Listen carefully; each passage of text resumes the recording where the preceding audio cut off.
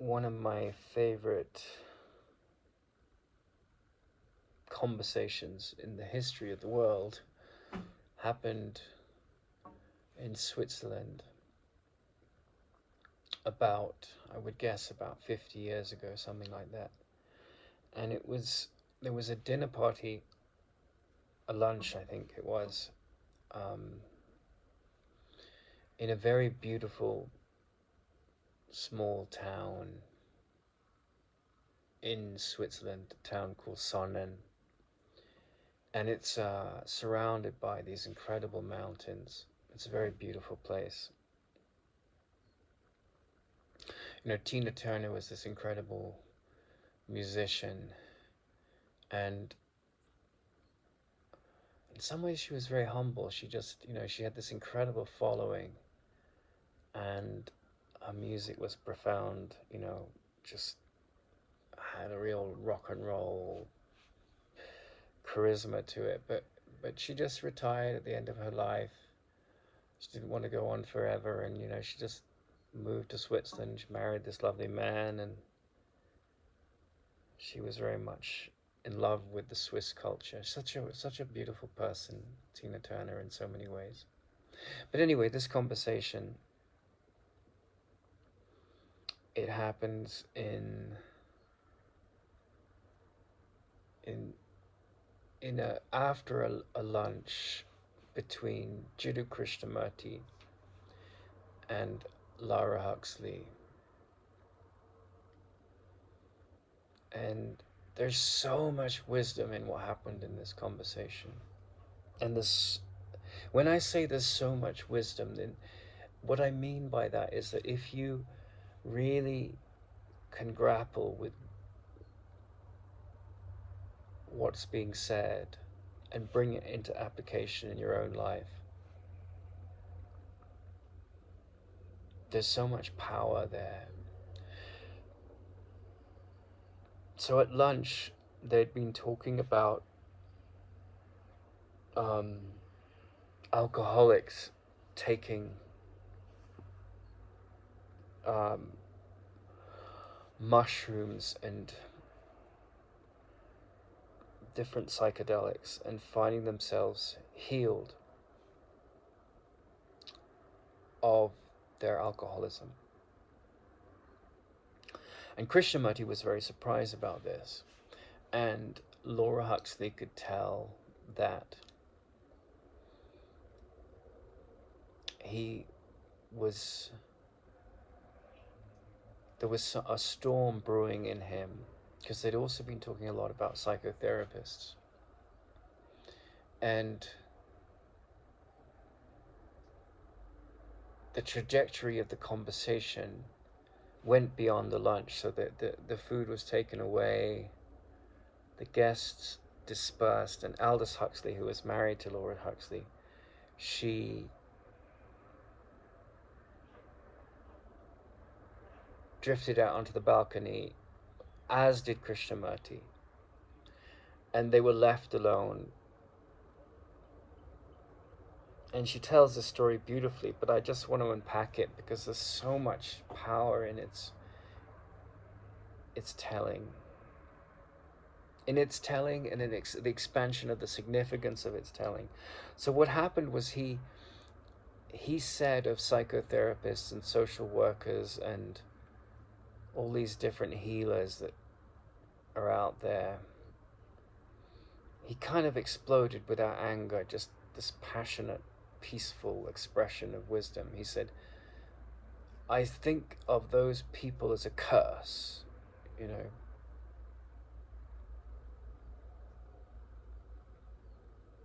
And I mean, when you think about that, literally, psychotherapists, psychiatrists, social workers, different forms of therapists, they, on the face of it, their profession seems to be an honorable, noble task, to help people handle trauma, to help people handle social challenges.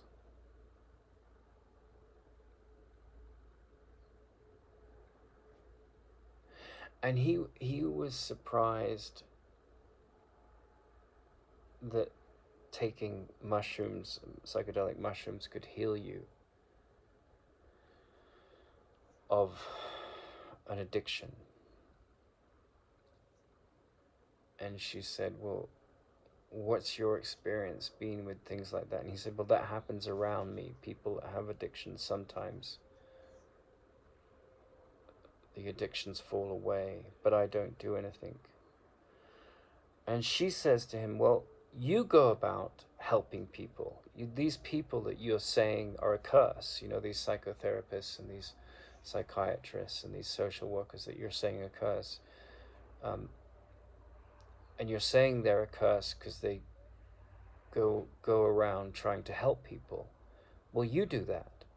And he immediately replies, yes, but I don't do it on purpose. And that silences Laura Huxley. She's just profoundly inspired by that. And then she says to him, well, who are you? Like, what are you? Like, if you're helping people but you're not doing it on purpose, like, what is that? Like, if it's not this mischief maker that you make out, the healers, the people that are trying to fix other people. And I don't mean to decimate a whole set of professions by this talk, but I do mean to illuminate the genius of what he's saying. So he says, I'm a religious man. I'm nothing but a religious man. And she said, what's a religious man?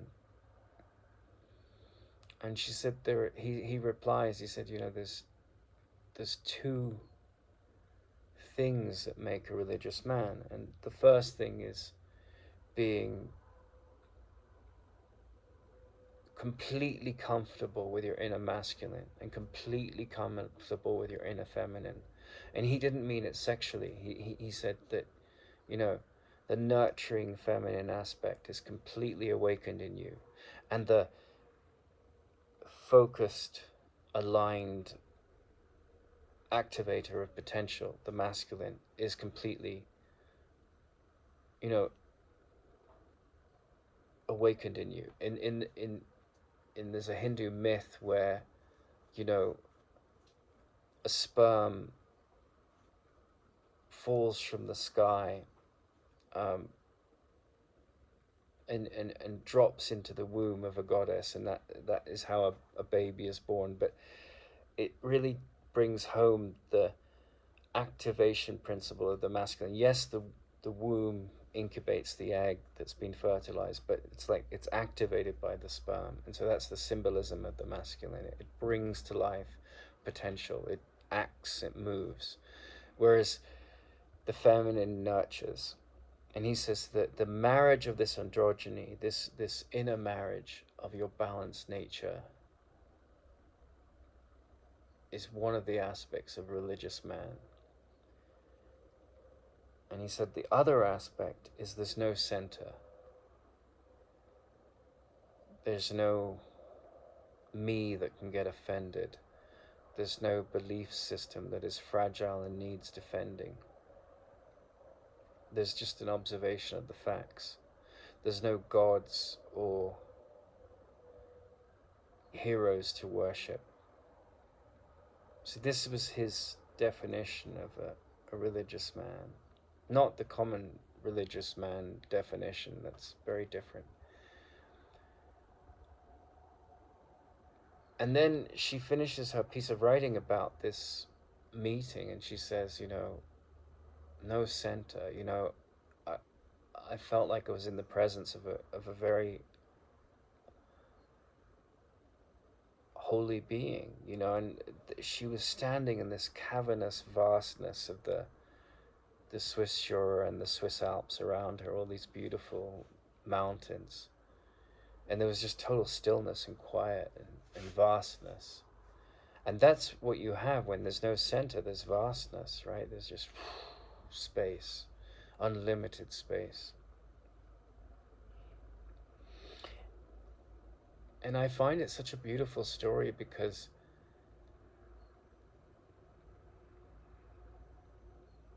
people were healed of alcoholism just by being around that kind of quality of non-judgmental, loving space. And what he picked up on was that, yeah, there are, I mean, especially in Canada, they've done research on this, that, there are kind of treatments that have healed addictions through taking magic mushrooms and things.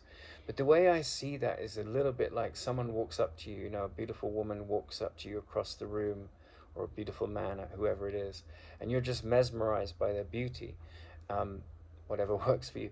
And this person walks up to you and kind of cheekily slaps you, like not in a painful way, but just like this, and you're like, what? And you're kind of shocked out of a habit. And I think that's what the magic mushrooms are like, but there's no guarantee that will last, like the old addictive tendency might return. Whereas with Krishnamurti, he couldn't see how that would work. He thought it was a gimmick, and it could well be. There's a chance that the mind might be in a place where it's ready to make that shift, and so the mushrooms are just a catalyst to drop that unhealthy habit. But what he was saying was, you know, you have all this talk therapy and it can be very useful.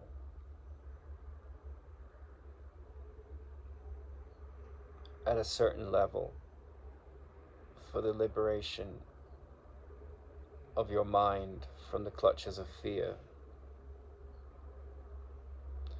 But it can also be like a friend of mine knew a man in London that trained to be a psychotherapist, and he went to his therapist every week, and it's a discipline, it's like becoming a monk or something. You have to go and practice this tradition. And Krishnamurti said, if people had listened to the Buddha, there would be no Buddhism, and to his credit, he had shortcomings, but Carl Jung tried to stop the creation of the Carl Jung Institute. He didn't want the Jungian Institute to form because he didn't think anyone got what he was saying, and it would just become like this, idolatry of misunderstandings of what he was pointing at. And that's often what religion ends up being, especially organized religion. It has nothing to do with what Krishnamurti was talking about when he talked about a religious man.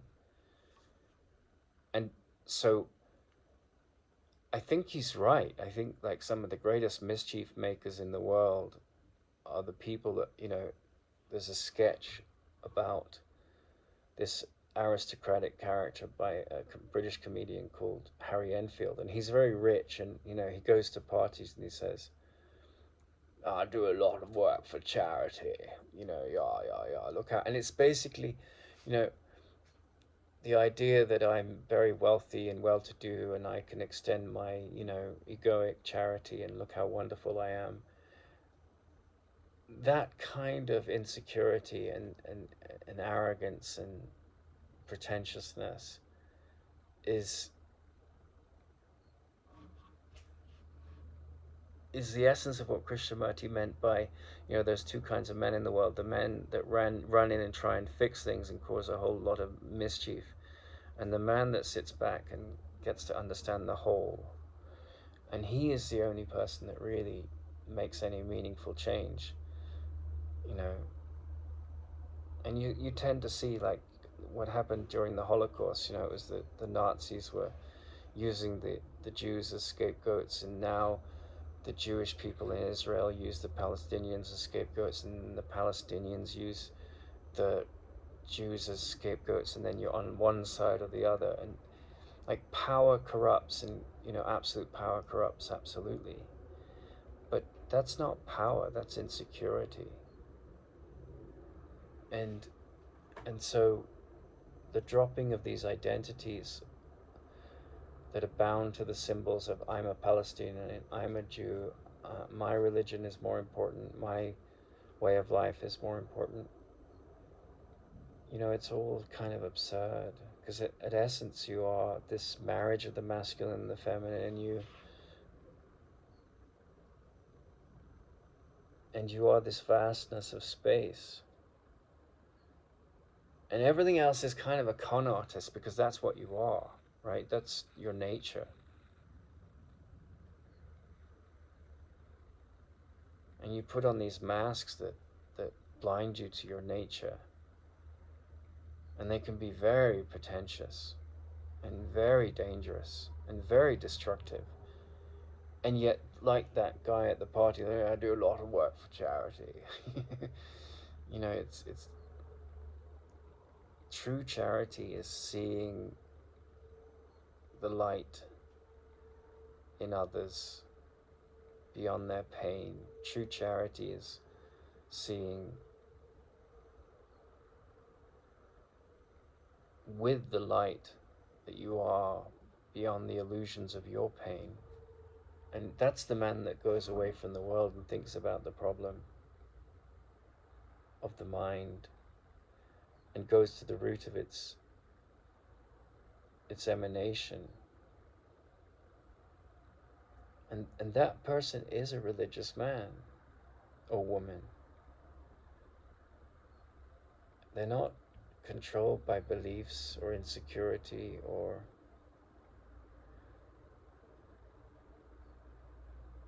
this delusion that I'm a body, right? They take care of the body, they understand the body has needs, they're practical. But this grievance mechanism that comes with having a center,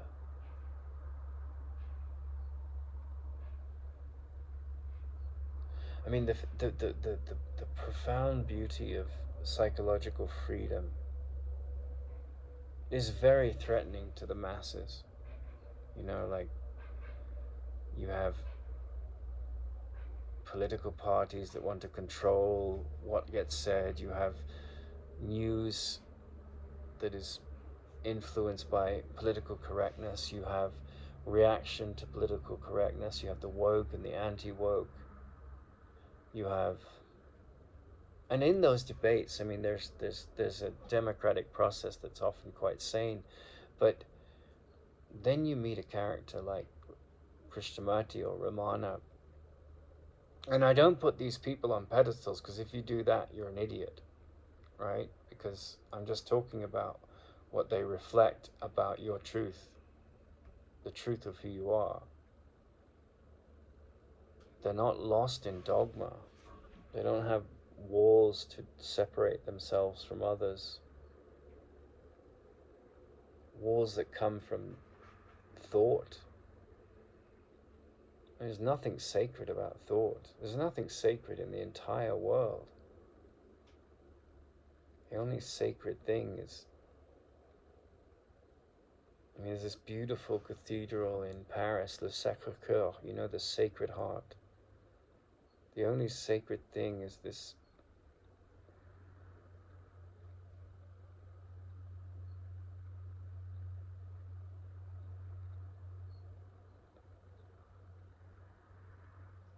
order of perception and the knowing that follows with it, that is integrated. If you're a straight man, be in touch with your feminine nature. If you're a lesbian woman, be in touch with both sides of your nature, just as a straight man should be. Those are externals, you know, you can't help your sexuality.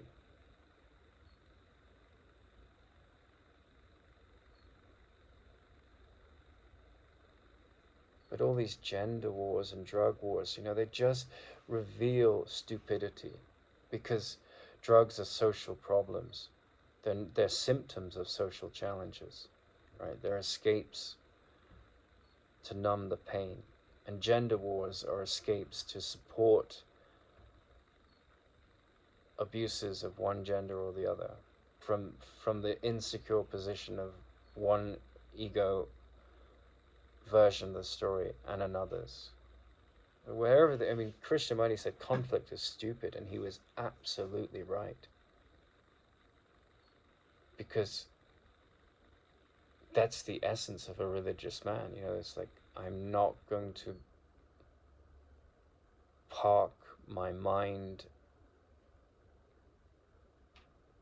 in the zone of conflict, I have better uses for my mind. And then the conditioning comes along and says, I'm a Jew, I'm a Palestinian, I'm a homosexual, I'm a dogmatic Christian, and you've parked your mind in the zone of conflict. You can be a homosexual without having any pretensions to being a victim of the world you see. The world might have a lot of issues with homosexuality, but that's just a layer of the cake of who you are. I mean, the story of Oscar Wilde is beautiful, because he fought against that aspect of his physical nature and his psychology for a long time. And then he couldn't deny it, and he became such an inspiration to homosexual men, which is it's a beautiful story. If you have a child and they're homosexual, should you love them any less? God, no. So the conditioned mind, it has no love in it. But love comes down to, the marriage of the masculine and the feminine in you in a healthy way, not in this some kind of perversion of sexuality. And this liberation from the insecure, self-centered mind to the self, which is just beyond time and space. And that is those qualities, the dance of those the dance of those two or three unified qualities. It could be two if you just say the masculine and the feminine, or three if it's the masculine, the feminine, and the no center. But the dance of those things, the realization of the dance of those things which is going on in you, whether you know it or not, that's why people would come into Krishnamurti's presence. He didn't have a PhD in psychotherapy. He wasn't a psychiatrist. But those people are going around trying to help people, the psychiatrists and the psychotherapists and the social workers and so forth, they would often make a mess of people's lives like that, prescribe all these drugs. And I'm not against those people or the use of drugs at times, but they would not have mastered this deeper problem, the deeper insight into the nature of the problem of human suffering that Krishnamurti was pointing at. He spent his whole life pointing at it. And so because they hadn't done that, because they'd ran in and tried to fix a problem they didn't fully understand, they cause far more mischief than they do help others, generally speaking. And it's very self-centered help. And that's the beauty of someone like that, I'm not saying you can't be a psychotherapist and come from that place, but it's rare. It's genuinely rare. Because what he was saying, look, your job here is to uproot the source of all sorrow and problems. And that's in the mind. It doesn't matter what you do. You can be a mechanic, a homeless person, a king, a billionaire. It's like all those doing things that you do in the background in the story of your life regulate your story in terms of the form of your story in the world. And as I've gone through the course of a life so far, I was completely entranced by what Krishnamurti was saying. And I haven't read anything he wrote. I read a lot in my 20s. And then I studied things aligned with that kind of wisdom ever since. And there's been a lot of resistance to it. But I'm so grateful that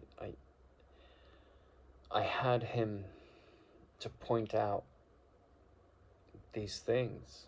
And now I'm at a certain age where I totally get it. You know, I see the world through new eyes. I see the world through peace. Because I recognized in his voice such perspicacity, such intelligence to cut through the crap, to make things very simple. And I actually wouldn't recommend him as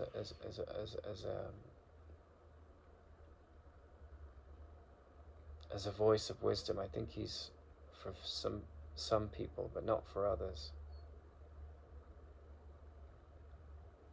But that moment where he's on, you know, the balcony in Sainan, surrounded by all these profoundly beautiful mountains, you know.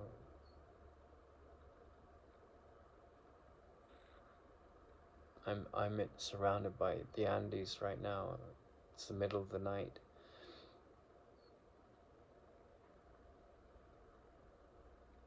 And there's just vast spaciousness, you know.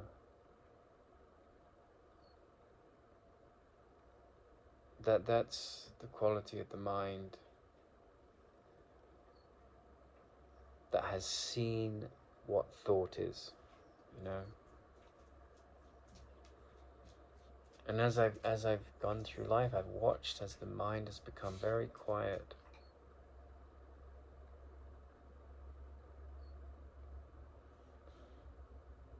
I mean, the brain has its uses. It's to take care of the business of the needs of the body and one's situational story. And then it just switches off. Doesn't make a problem out of anything. Has its job, does its job, goes to sleep. So that's the mind that has no center. Can't get offended. And it gets offended, the mind gets offended until it sees the utter futility of being trapped in the pettiness of that, in the insecurity of that.